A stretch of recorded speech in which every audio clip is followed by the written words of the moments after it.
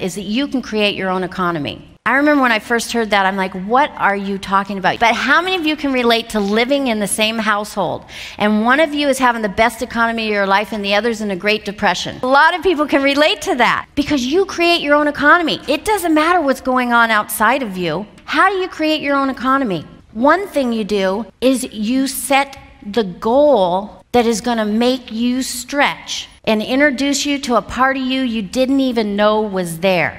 Now really think about that. You have a concept of who you are. And if you set the right goal, you're going to do things you didn't even know you could do. If you set the goal so high, you're going to encounter obstacles, criticism, people saying, why are you wasting your time? Why is this? Because all the people in your life are in harmony with your paradigm up to this point. And then you've got your paradigm inside of you that wants you to stay exactly where you are. And so when we set goals, we typically set A-type goals. That's when you do what you already know how to do. If you bought a Chevrolet truck 4 years ago and now you want to buy a new Chevrolet truck because you already know how to do it, so where's the growth? There's absolutely no growth. Now, here's the trap. The B-type goal. This is what you think you can do. Now, when I was in the boardrooms with banks and we would come to our planning for the year, we were in the B-type goal. They would be all excited about 5% growth for the next year. I mean, that is like basically doing what you did the last year. And that paradigm was so locked in that if you came up with a goal of 100% growth, what would happen? The regulators would come in and tell you you had to change it. The regulators would not even approve your new branches or your bank merger because that was too big of growth. How many times have you heard that your goals should be realistic? If you're doing a B goal, you could say this is a realistic goal. Why? Because what you're doing is you're planning. Let's just say your goal is to go on a month's trip around the world and you need X dollars to do it.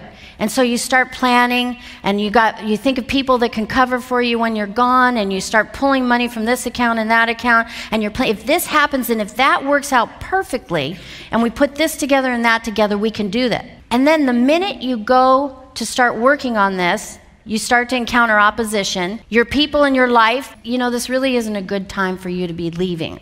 I mean, your company's in a real growth mode. How could you leave? This could happen, that could happen. They start to criticize you for your decision. They're not supporting you, and you're running into obstacles, and you don't have any inspiration because you're not really excited about it because this isn't what you really want to do. And then what happens? You drop it. You got the little space for the A-type goal, you got the little space for the B-type goal, and all that space up there.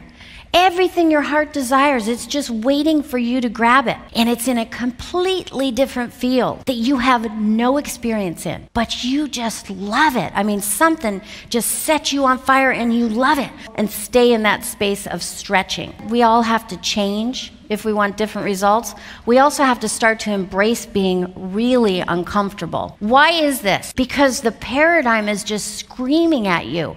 You're so uncomfortable. Your paradigm just wants to hold you back. And so we naturally think, well, I want to feel better. I got to go back to what feels better. And so we don't stretch.